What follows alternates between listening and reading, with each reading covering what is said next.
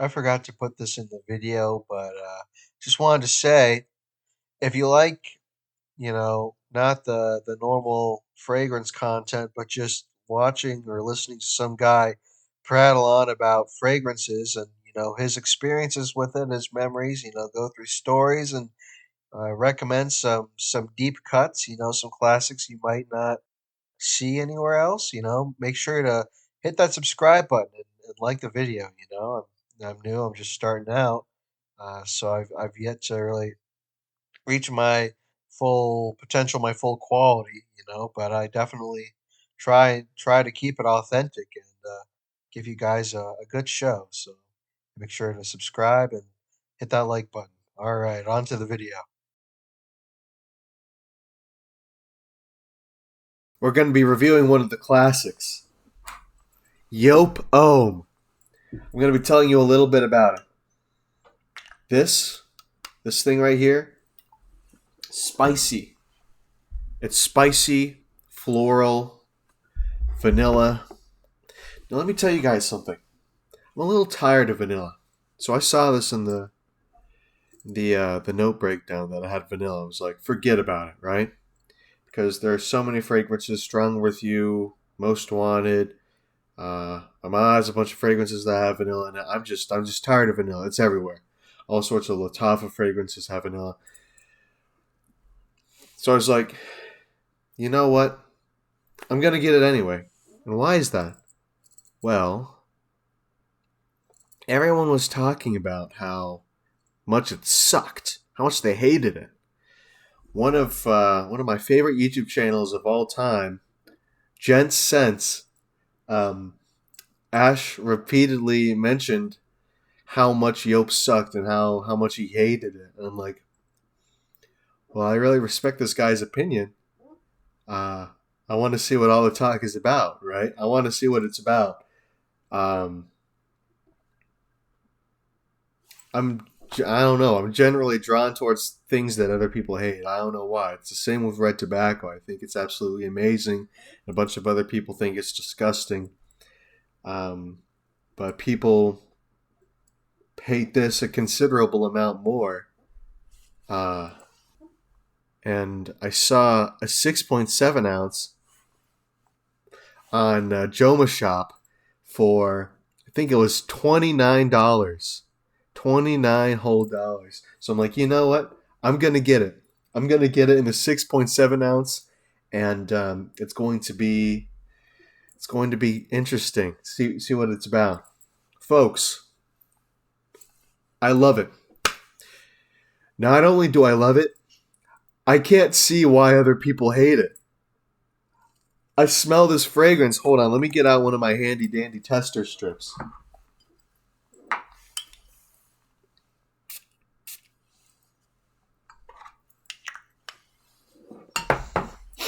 Let me get out one of my handy dandy tester strips and smell this. Oh my gosh, in the air.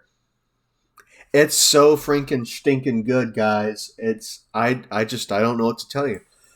Normally, so let me bring up red tobacco again. Okay, that one's really strong. It has a very potent opening. I will say, in that field, I can understand why some people would dislike it.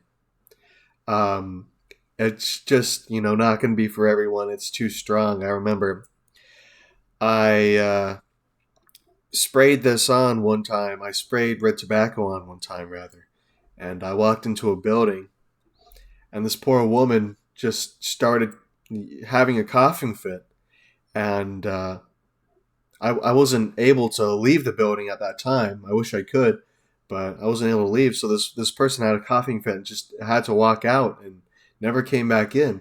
It was very It's a very humbling experience. Just goes to show, don't be a jerk. Don't spray on a bunch of stuff that's going to choke people out. Even if you think, oh, it's just a little bit, it won't do that much.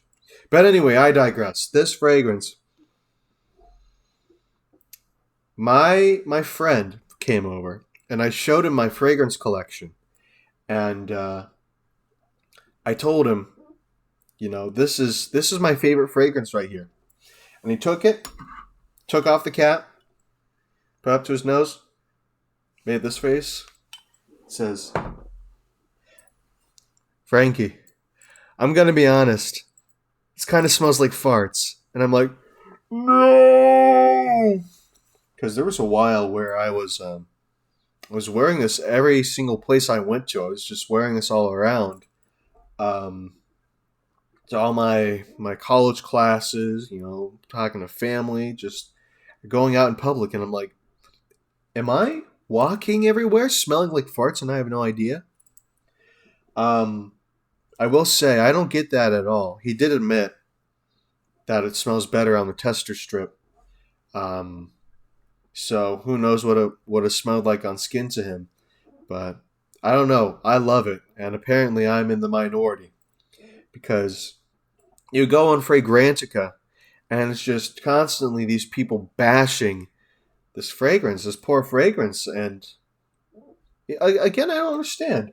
It's very powdery. Um, it's very powdery, very sweet, very floral, and I love powder. My very first fragrance was a very powdery one, Royal Copenhagen. I might do a video about that sometime soon. About what got me started with it all. Um, Above everything else, it's unique. And I know there's a lot of unique fragrances out there, but you can sort of make comparisons with other things. This, I have not smelled anything remotely even like this in anywhere else. This is the most unique fragrance that I've smelled. I'm going to tell you a little bit real quick about why I'm going to be reviewing all the classic fragrances. It's because scent, out of all the senses, is the strongest link to memory. Okay, here's a little neuroscience for you, okay? Vision, hearing, uh, what other, like touch, taste, all sorts of senses. They go through the hypothalamus first, which is kind of like the relay center. It's like a circuit. Think of it like a circuit. It goes through the relay center, and then it goes to memory. Smell bypasses all of that, and it has a direct link to memory. Basically, you smell something that you smelled before, and it has the power to just whip you back through time, just like that. And as Donald Fagen says, right? It's this reminds me, strangely enough, because everyone calls it a winter scent, a winter and fall scent. I remember smelling this at the beach. I would go to this small lake near my house. I'm not going to say what lake. I don't want to dox myself, but I went to this small lake very frequently during the summer, and I remember smelling this fragrance every time I went there. And this was back when I was a wee child, back in 2010, 2012. It was a long time ago. It was like over 10 years ago. And I'd smell this, and it had a very interesting scent, unlike anything else. It was powdery, it was floral. I could sense a little bit of vanilla in there, but most of all, I could smell the cinnamon. And this is a very different cinnamon than any of the other cinnamons I smell. This isn't like kitchen spice. It does have that warmth, but it's not like typical spicy. So when I got this, it's weird. It took a while, right? It took a while for it to click in my head. But one day I was wearing this and I'm like, oh my gosh, this took me back to a beach in 2012. Um, there's a strong musk in this. No one else really seems to talk about it.